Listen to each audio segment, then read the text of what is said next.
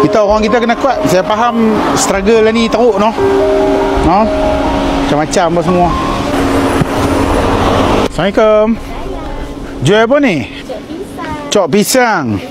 Pisang cheese, pisang goreng. Tak nampak cheese pun? Ada, simpan dalam tu. Simpan dalam ni. Cik bungkus RM2 tak boleh? Ya, no? Ni gerai cik punya ni. Sewa. Berapa lama dah berniaga kat sini? Tidak kat sana ada 4 tahun. 4 tahun. Macam mana berniaga? Okey. Boleh lah. Sehari berapa ribu? Sehari boleh dalam 120 macam tu. Tolak-tolak modal boleh lah dalam 60. RM60 macam tu lah. Memang tak ada buat kerja lain, berniaga je lah no. Buat dengan suami. Buat dengan lelaki.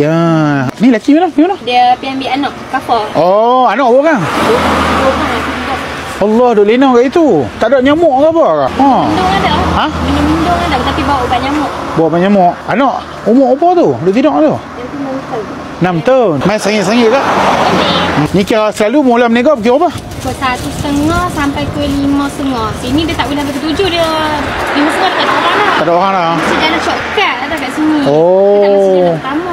Oh, okey. Hari-hari berniaga ke apa? Sabtu Ahad kadang cuti, kadang Ahad saja. Okey. Ya, sini dia tak. Sabtu Ahad tak ada orang. Oh, Sabtu Ahad tak ada orang? Tak ada orang. Kira lelaki kerja sekali sini ya, no? Buat sekali ya? Buat sekali. Allah, boleh tampung ke keluarga? Boleh lah. Boleh? Boleh lah. Ada rumah sendiri apa ke? Tak ada.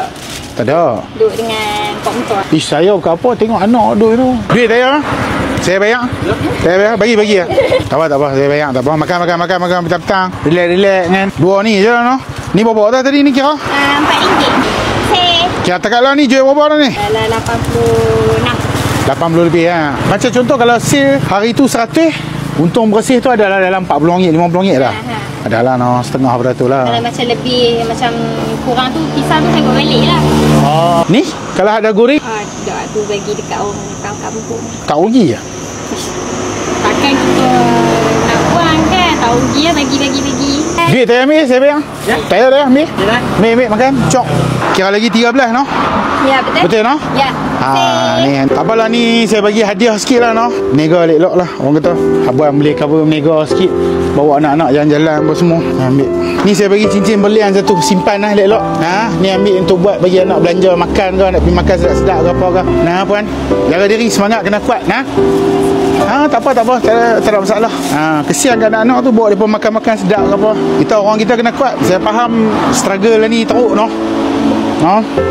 Macam-macam apa semua.